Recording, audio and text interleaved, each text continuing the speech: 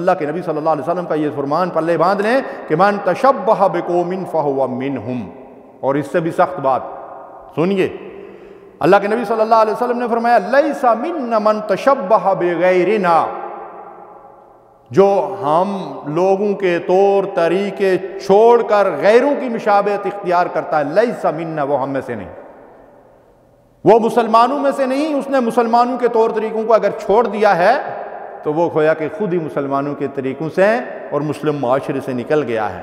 اور دوسری حدیث لیس منا من عمل بسنت غیرنا، جس نے غیروں کے طور طریقوں پر عمل کیا وہ ہم میں سے نہیں ہے۔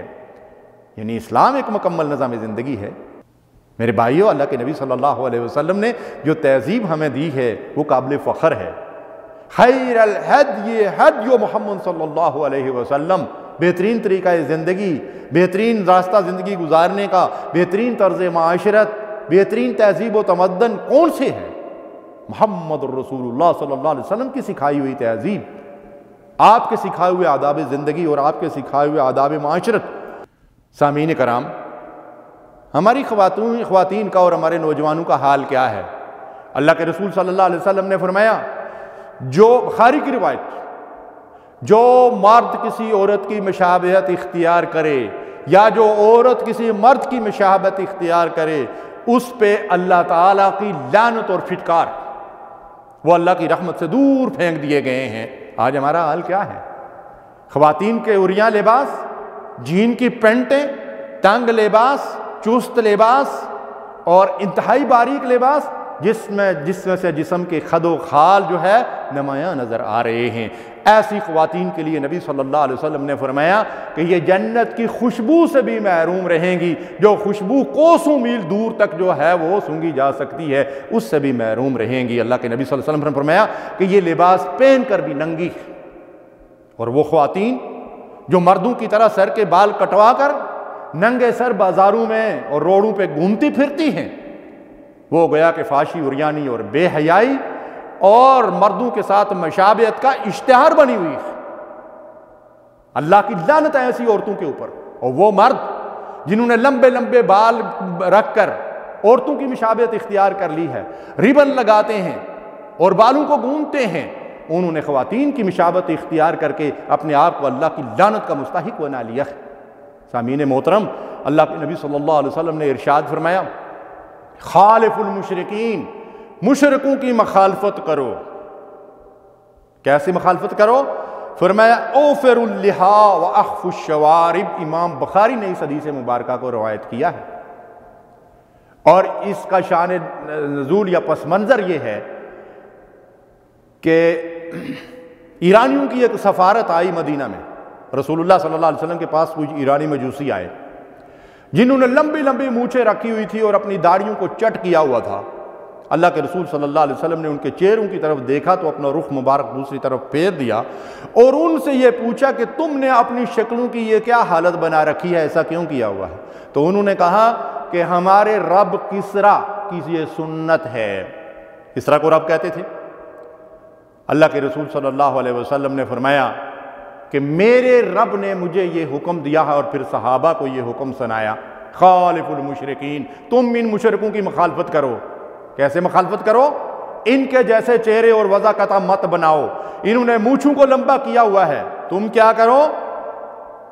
اوفر اللحا، داڑھیوں کو لمبا کرو، داڑھیوں کو بڑھاؤ، واخف الشوارب، اور مونچھوں کو پست کرو، مونچھوں کو کاٹو۔ یہ رسول اللہ صلی اللہ علیہ وسلم نے فرمایا اس طریقے سے یہود و نصارہ کی مخالفت کرو۔ جامع ترمذی کی روایت ہے، جس نے اپنی مونچھوں کو نہ تراشا وہ ہم میں سے نہیں، لیس منا۔ یعنی مونچھوں کو تراشنا انبیاء علیہ السلام کی سنت ہے، امام الانبیاء محمد رسول اللہ صلی اللہ علیہ وسلم کی سنت ہے، اور داڑھیوں کو بڑھانا رسول اللہ صلی اللہ علیہ وسلم کی سنت ہے، انبیاء کی سنت ہے، صحابہ کا طریقہ ہے، اور رسول اللہ صلی اللہ علیہ وسلم کا حکم ہے۔ اس لیے علماء کا اس پہ اتفاق ہے کہ داڑھی رکھنا واجبات میں سے ہے، ضروریات دین میں سے ہے، اور مرد کی شناخت اور پہچان ہے۔ جاہلوں کے اس قول کی کوئی حیثیت نہیں ہے کہ مونچھ نہیں ہے تو کچھ نہیں ہے، بلکہ داڑھی نہیں ہے تو کچھ نہیں ہے۔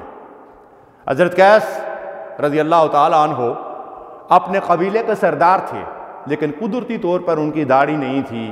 ان کے خاندان والے حضرت قیس کی قیادت اور سیادت کے اوپر فخر کرتے تھے، لیکن کہتے تھے کہ کاش ہمارے سردار کی داڑھی ہوتی۔ اور ان میں سے بعض کا کہنا یہ تھا کہ اگر 20,000 درہم میں بھی داڑھی ملتی تو ہم داڑھی لا کر اپنے سردار کو پہناتے تاکہ اس کی مردانگی مکمل ہو جاتی۔ آج ہم 20,000 خرچ کر کے ساری زندگی داڑھیاں مونڈتے رہتے ہیں۔ انا للہ و انا الیہ راجعون۔ اللہ کے رسول صلی اللہ علیہ وسلم نے تو عبادت میں بھی مشابہت کو پسند نہیں کیا۔ آپ نے فرمایا عاشوراء کا روزہ رکھو، پھر ارشاد فرمایا کہ بنی اسرائیل یہودی عاشوراء کا روزہ رکھتے ہیں، تم اس کے ساتھ 9 کا روزہ بھی رکھو تاکہ یہودیوں سے بنی اسرائیل سے مشابہت نہ ہو۔ ارشاد فرمایا کہ یہودیوں کا سلام یہ ہے کہ وہ ایک انگلی کے اشارے سے سلام کرتے ہیں، اور عیسائیوں کا نصارہ کا سلام یہ ہے کہ وہ ہاتھ کی ہتھیلی سے سلام کرتے ہیں۔ تم ان کا اتباع نہ کرو، تم جب سلام کرتے ہو تو السلام علیکم کہو۔ اللہ اکبر۔ آپ نے تو عبادات میں بھی یہود و نصارہ کے طور طریقوں کو اختیار کرنے سے منع فرمایا، پسند نہیں کیا۔ فرمایا رسول اللہ صلی اللہ علیہ وسلم نے تم روزہ رکھتے ہو تو سحری کھایا کرو، بنی اسرائیل یہود سحری نہیں کھاتے، تم سحری کھا کے برکت حاصل کرو۔ اللہ اکبر۔ ہم نے اٹھنے بیٹھنے میں، کھانے پینے میں، چال چلن میں، لباس میں، خوراک میں مکمل طور پر یہود و نصارہ کی تہذیب کو اختیار کر لیا ہے۔ سامعین محترم، ناظرین کرام، میرے بھائیوں، میری بہنوں، اللہ کا خوف کرو، اللہ سے ڈرو، اور کان کھول کر اللہ کے رسول صلی اللہ علیہ وسلم کے اس ارشاد کو ایک مرتبہ پھر سن لو، من تشبہ بقوم فہو منہم۔ جو کسی غیر قوم کی مشابہت اختیار کرے گا وہ انہی میں سے ہے۔ مسلمان ہوتے ہوئے یہود و نصارہ اور ہندوؤں اور سکھوں کے طور طریقوں کو پسند کرنا چھوڑ دو، ورنہ قیامت کے دن انہی کے ساتھ اٹھائے جاؤ گے۔ وآخر دعوانا الحمدللہ رب العالمین۔